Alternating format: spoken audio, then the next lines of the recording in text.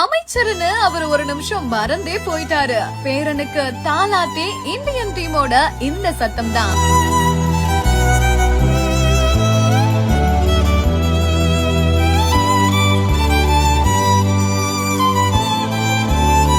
கையில் பேரனை வைத்து தானும் குழந்தையாக மாறிய அமைச்சர்